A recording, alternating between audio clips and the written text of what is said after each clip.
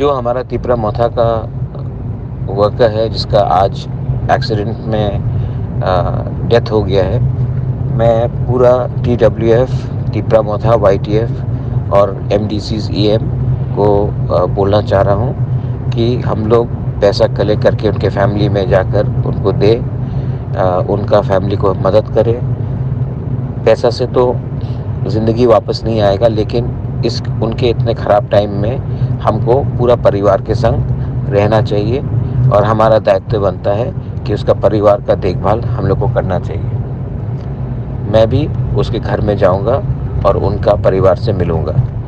अभी आप लोग का काम है कि थानसा दिखाना है, तो एक दूसरे को हेल्प करो, और जिनका एक्सीडेंट हुआ है, जो कंचनपुर से आ रहा था, और जिनका डेथ हुआ है, उनको सॉलिडारिटी दिखाकर आप लोग हेल्प कीजिए, और जो भी है अपने तरफ से हेल्प कीजिए। ये मैं सब workers, president, EMs, MDC, zonal chairman, सब जोनल चेयरमैन, जो भी लीडर है, उनसे मैं ये बात बोल रहा हूँ। वेलाइनो हम बाय, थैंक यू।